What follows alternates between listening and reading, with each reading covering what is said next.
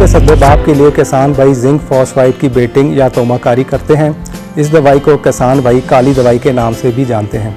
चूँकि उनको इसकी जहर की खासियत और इस्तेमाल का मौसर तरीका नहीं आता, वो खातिर खा रिज़ल्ट हासिल नहीं कर पाते।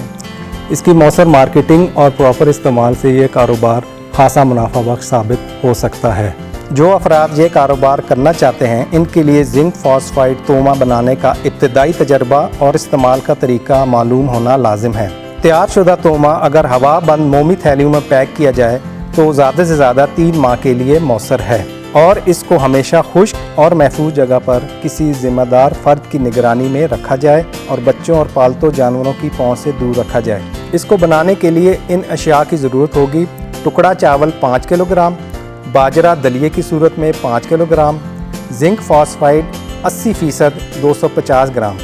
यहाँ ये बात ज़रूरी है कि जिंक फॉस्फाइड हमेशा हवा बंद टिन पैक में ख़रीदें। इसके अलावा इसमें खाने का तेल 250 ग्राम। सबसे पहले ग्राइंडर की मदद से बाजरे का दलिया करें।